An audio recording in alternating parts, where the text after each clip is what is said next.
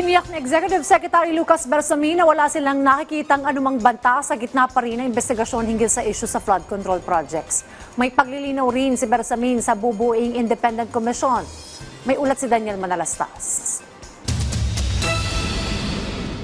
Matapos ang budget hearing para sa panukalang budget ng Office of the President sa susunod na taon, sa isang ambush interview, may pagtitiyak si Executive Secretary Lucas Bersamin sa harap ng mga kontrobersiya sa flood control. Very, very stable.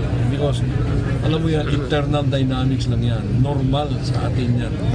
There were eras or periods in our history that there were more supposedly perceived to be destabilizing. I don't see any threats.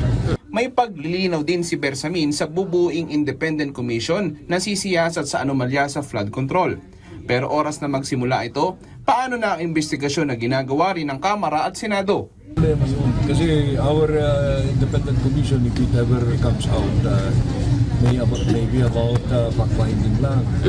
Now we all want all sectors of the Philippine society to contribute to the effort to find facts about these issues on flood control anomalies.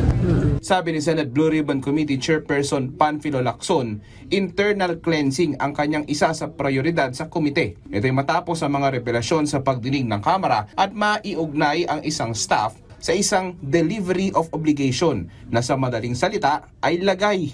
At kung saan kinilala ni Senator Jinggoy Estrada ang naturang staff bilang bahagi umano ng Blue Ribbon Committee. Sa harap naman ng issue na may mga tumanggap ng campaign funds na kandidato nitong nakaraang eleksyon mula sa mga kontraktor, sabi ni Senate President Tito Soto, dapat silang pagpaliwanagin. Sana naging mahirap nga naman yun. Baka hindi nila alam na mayroon ganong kapawalan, pero bawal yun. Tumakbo kayo, hindi kayo nakatanggap dyan sa mga contractors? Hindi, kapos na kapos nga eh. Amono. Si Senator Francis Escudero na tumugon sa COMELEC sakaling pagpaliwanagin. Ito'y matapos may ugnay sa isang kontratista sa umano'y campaign donations noong 2022. Daniel Manalastas para sa Pambansang TV sa Bagong Pilipinas.